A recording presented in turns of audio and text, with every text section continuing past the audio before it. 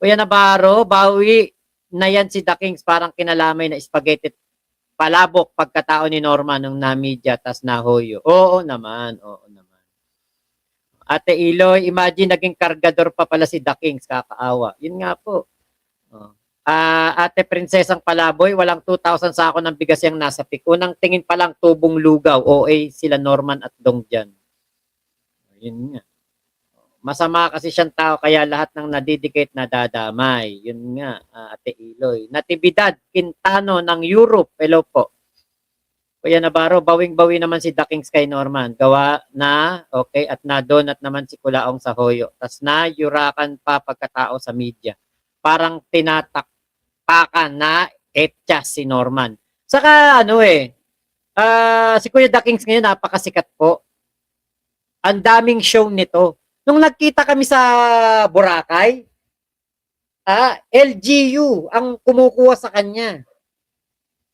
Kaya talagang ito si Kuya The Kings, bawing-bawi. Si Kuya The Kings, nung panahon ng pandemya, mas sikat kay Kulaong to. Mas sikat. Kasi maganda mga video ni Kuya The Kings, puro pagpapatawi. Ngayon, nakita ni Kulaong, ginamit ni Kulaong. Nahinto lang pagpapatawan ni Kuya The Kings kasi nga sabi ni Kulaong, ihinto mo lahat ng ginagawa mo, focus ka kay Yama, ako bahala sa iyo. Yun nga, hindi naman pinasahura na maayos. Buti na lang naka-off sockmed ko nung panahon na yan, kundi baka nadali din ako niya ni Kulaong. Oo nga, Ate Miss Angel Store. Totoo yan, totoo yan. Talagang madadali kayo kung kayo ay mga mga buhay ang inyong FB noon. Yan yung mayat maya at habang buhay na sinusumbat ngayon ni Norman na mga taong pinakain niya nung pandemic. Pero ang gumastos, ibang tao, kami. Di ba? Romel Mangubat, ayan, nandoon Qatar, hello po. Ate Jonah, nandiyan pa rin. Okay. Bahala ka dyan, Kuya Henry, wala naman kami sinasabi, Yung tingin nila sa akin pag na social media. Ayokong kaawaan nila ako. Ayokong mangutang kung kani-kanino. Tumawag sa akin, nakauwi na kayo. Yung after na Montalban, bibigay sa Dong Batalan ng sweldo mo. Ha? Patagal ng patagal. Patagal ng patagal. Lagi niya akong tatawagan para pagdating ng basta mamayang gabi akit ka. Okay. Kasi alam niya medyo lumulungkot na yung mukha ni Romy Diaz, yung main character dun Okay na, ito na. Punta na tayo ng Sabi ko, Yama, wala akong sasakyan. Manghiram ka na lang, madali na pagdating doon. Meron akong kaibigan, cameraman ko yon na meron sasakyan na nanghiram kami, papunta doon. Utang kami ng gasolina, Montalban yun Kailangan namin umikot ng mahabang daan, pangkain namin sa daan. So utang, nakapangutang siguro ko mga 3,000 mahigit 4. Pagdating namin doon, eto na ulit. Hindi sila makapag-umpisa kasi nga wala pa ako noon. Medyo na late ako kasi baha. Bigas. Ang bigas dito nasa mas marami kaysa Isabela, 800. Pero hindi ko na inalam kung magkano naging pondo nito. Oo. Pero malaki din yun. Kasi same scenario, gabi-gabi kami magpapasaya, magpapadala kayo, panibagong ambagan. So malaki. Mas malaki to kasi Mas sanay na yung mga tao Oo. Na-educate na sila paano magpalipas. Yes. Nabudol na. Saka naipakita ni Kulaong na meron talaga siyang ginagawang pagtulong. Ngayon, merong mga ilan-ilan na nanay, magtatanong yan, magchat-chat sa amin. Parang wala naman yatang 2,000 sakong bigas yung pinamigay dun sa Isabela. Parang hindi naman yata umabot ng 1,000 sako. Hindi ko po alam na kasi wala po tayo dun. Hindi ko naman nakita po kung gaano po karami yung bigas na nakano dun. Ano ba yung balita mo? Gaano ba karami yung bigas na, kasako ng bigas na pinamigay dun? Sabi po 2,000, sabi ni FLM ngayon, nung si Macber ang nagbibilang niyan, kasi si Macber engineer saka siya magaling siya sa mga floor meat, mga ganyan, mga flooring, ganyan, yung kung nasusukat niya, pasahan mo lang siya ng litrato, alam niya kagad kung 3x3, 4x4, mga ganun kagad ang niyan Ganyan si Macber, magaling talaga sa sa mga kahit picture lang, alam niya dimension niyan. Ngayon, dahil nga nasa GC kami ng Canada, ayun, doon parang nagkakaroon ng mga pagdududa. O tapos ayan, tutulong na naman. Talagang naman, nagbibigay pa rin naman yung mga mamis, nagpapadala pa rin naman kay Kulaong. Syempre hindi naman namin kami, kumbaga parang kami lang nun kumbaga taga lang kami. Taga vlog lang. Hindi na kami hindi na kami, kumbaga ako, wala na ako dun sa tutok ng ilan yun Ang iniisip ko noon, i-vlog yung ginagawang pagtulong ni Kulaong. Kasi nga, yun yung utos din ni Kulaong. May utos diyan sa amin, ibang account ang gamit niya. Sinabihan niya kami, wag nang wag nang i-vlog yung ito, pakita ko sa inyo. Ayan, sabi niya dito, ito siya yan yung non-CB said Patrick, ayan. Pag-usapan na lang nyo ay yung mga ngiti sa labi ng mga taong natulungan natin. At pag-usapan nyo kung paano tayo magtutulong-tulong para ibangon ng Pilipinas. May mega humanitarian pa tayo this week. Yun nga yun, yung susunod na humanitarian na kinukwento ni Kuya The Kings. Yun na yun. Ngayon, ito,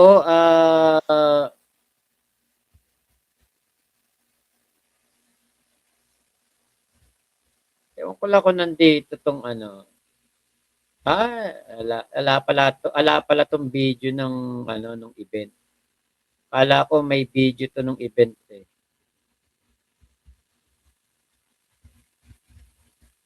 Nagla-live lang kami dito pala. Ayan nag-live lang kami dito. Naka-live lang kami diyan ng ni-live ko lang pala yan. Si Kuya Nasukir nandiyan, umaakyat. Sila, ayan, si Papa B, si Kuya Ninyo. Ayan, yun lang pala yun. Kala ko ipapakita dyan yung pagtulong. O na-play ko dito yung pagtulong. Hindi pala.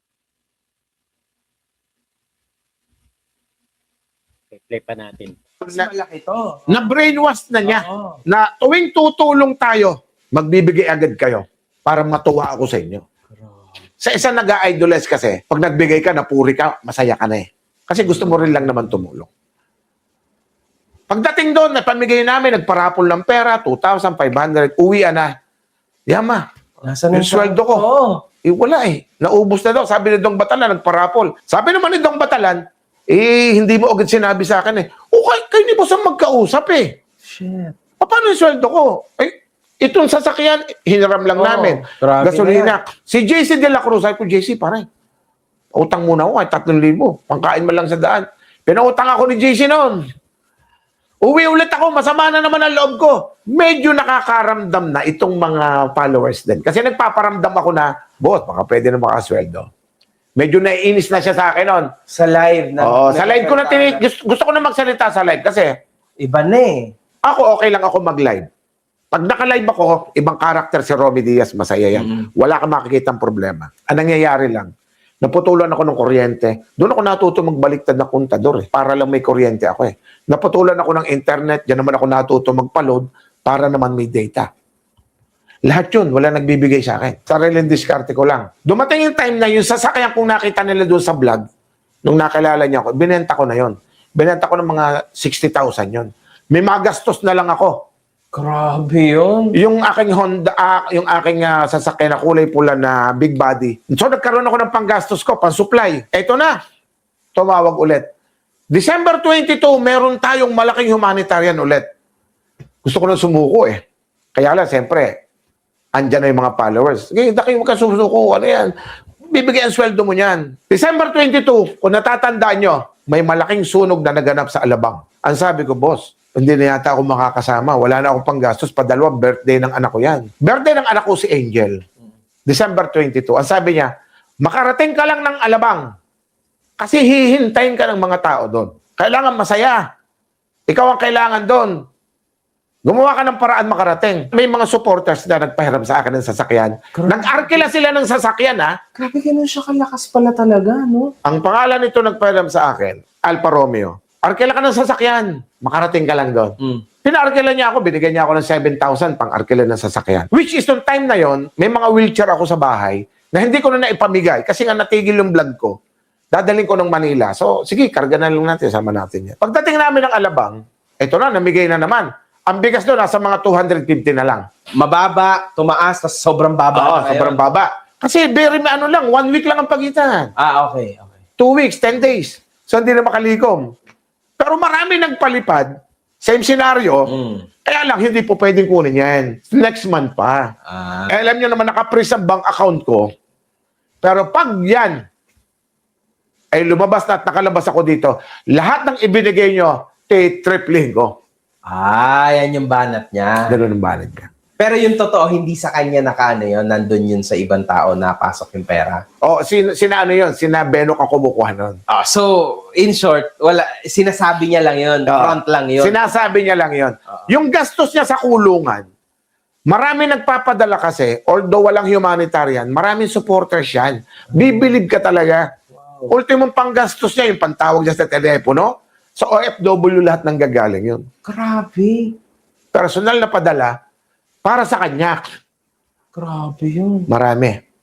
At alam ko, kung gusto nyo makita yung mga pangalan, yung mga tao, mapapanood nyo yan sa akin. Ngayon, ito na. Masama loob ko nung time na yon kasi birthday nung anak ko, gusto ko man lang papasko, December 22. Ito yung masakit. December 22, ang isang tatay kasi, pag December, wala kang iisipin ko din may ibili ng pamasko. Anak mo, mabigyan mo ng sapatos. Man lang, birthday pa nung anak ko. So doble dapat. Sabi ko nga, okay, December na to. 3 buwan na. Hindi pa ako na sumasweldo. Ngayon, 5K.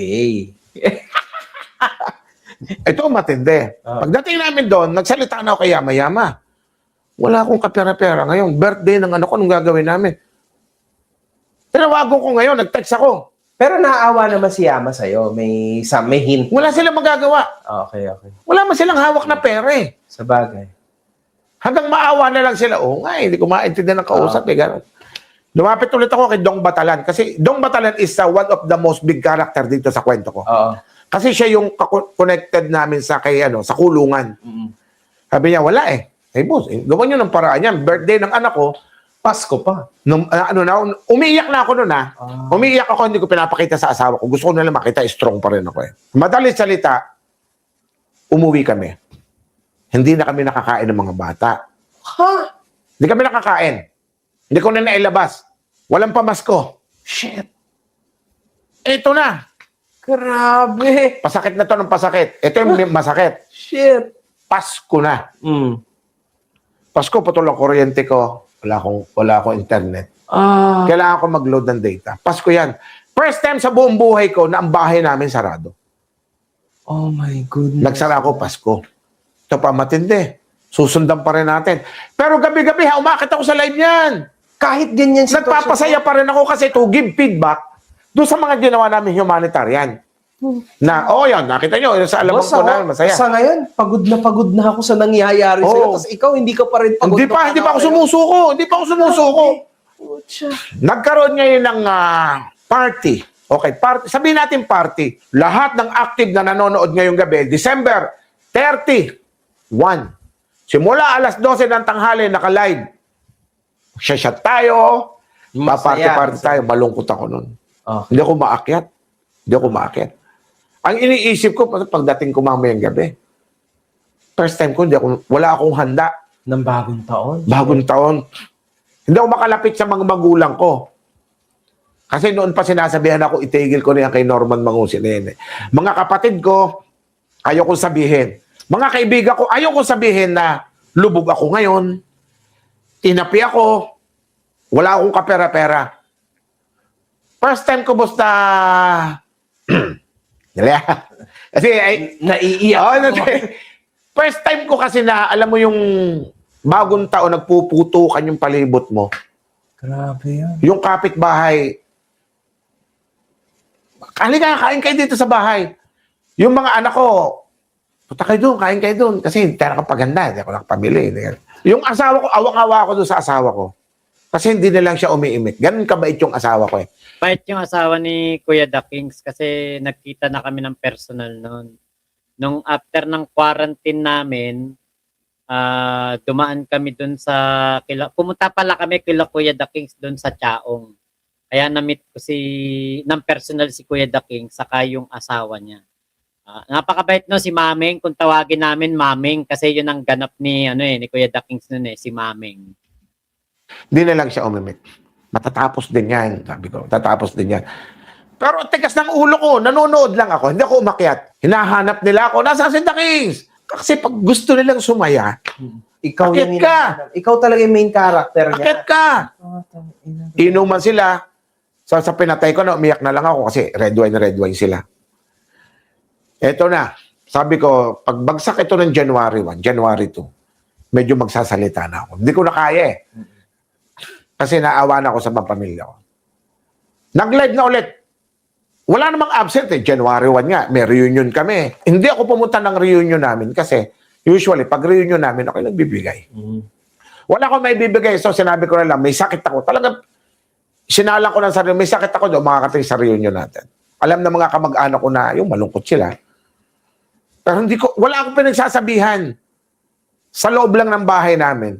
At mga kaibigan ko, sina JC, ito pa masakit. January na to, so tuloy-tuloy pa rin. Meron na namang humanitarian. Nagsalita ako dito. Medyo nagsalita ako ng medyo isang masakit eh.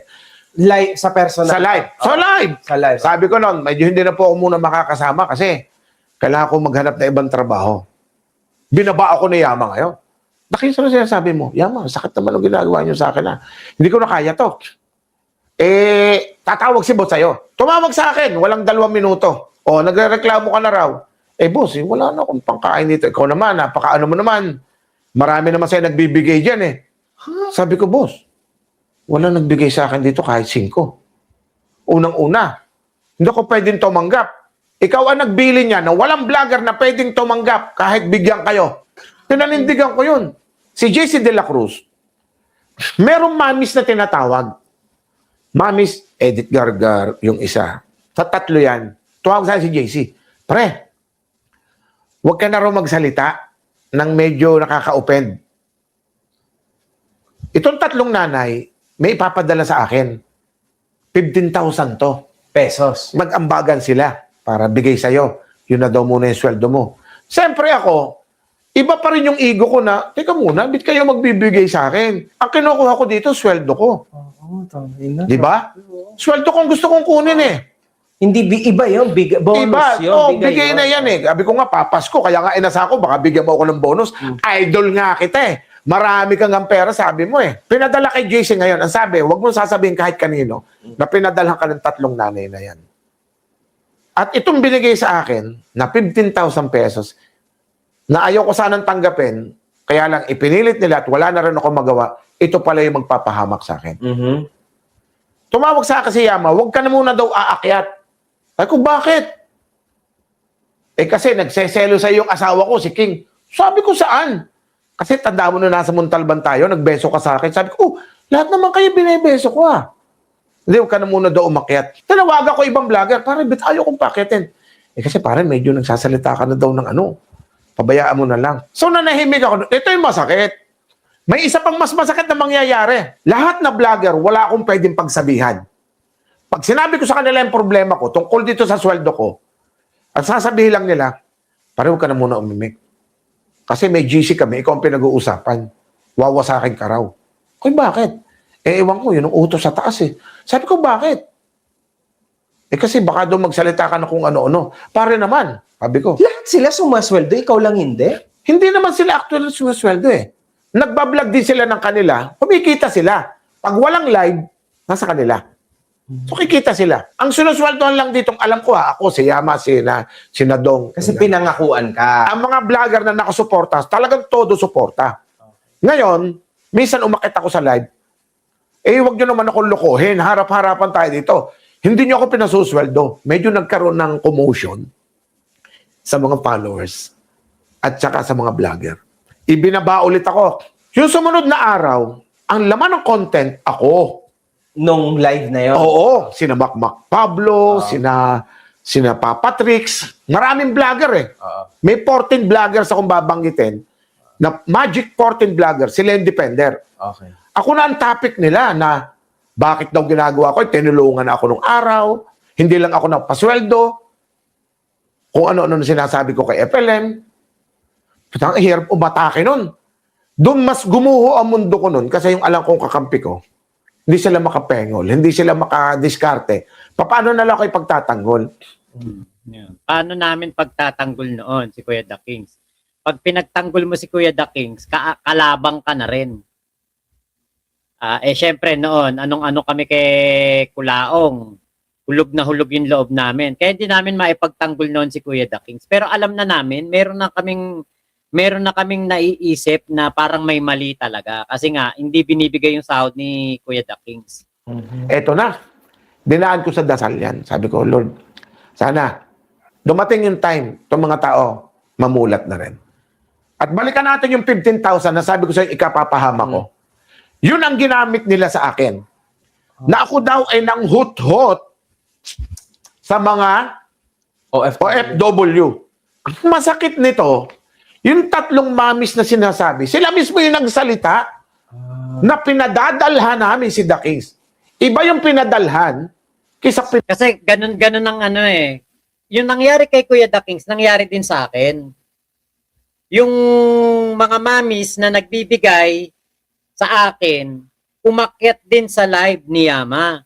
Pag akyat sa live ni Yama, ang sinasabi na pinapadalan ako ng pera. Ganun ang nangyari noon. Ganun din ang nangyari kay Kuya The Kings. Parang ang dating, nanghihingi ako. O kaya nanghihingi si Kuya The Kings. Ganun ang nangyari noon. Pero sila mismo ang nag-o-offer. Ngayon, hindi sila pwedeng hindi susunod kay Kulaong. Yung mga mamis noon. Kapag ikaw hindi ka sumunod kay Kulaong, yari ka. sa pinadadalhan. Oo. Ikinalat nila yon. Di ba yung 15,000 na sabi nila, tutulong sa akin, yun ang kinapahama ko. Doon sila bumutas ngayon sa akin. Nautos sa taas. Ayaw mang gawin ng mga vlogger to, kailangan nila may content na bago. Utos nga kasi. Kasi nawala ako. Hinahanap ako ng mga tao, malungkot na naman. Toxic naman ngayon, titirahin ka. Puro naman. Yun naman toxic ang content. na to. Oo. Puro toxic na. Nagkaroon na ngayon ng kampihan dyan. May mga mamis na pumunta sa side ko. Ipinagtatanggol nila ako. Nung time na yon, pag ipinagtanggol mo si Romy Diaz, puro mura ang lalabas sa bunganga ni Yama na galing kay FLM. Sa live. Sisiraan ka. Huhubaran na buong pagkatao mo Sa live. sa live yon. Putang ina mo! Pukin ang ina mo! Tak ina mo! Makikita mo kung sino kinalaban mo! Putang ina mo! Yan. Sikat na sikat si Yama dyan. Nung lumabas yung ano na yan. Yung video na yan. Alam niyo kung sino kaaway dyan ni Yama? Asawa niya. Asawa niya pinagmumura niya dyan. Yung si King.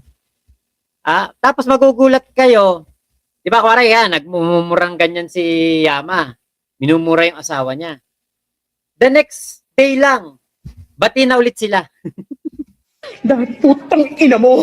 Baka So maraming salamat po ha. Ingat po kayo. Nasaan mang panig kayo ng mundo. Momo, chup chup, love you. God bless us all. Pilipinas. God first.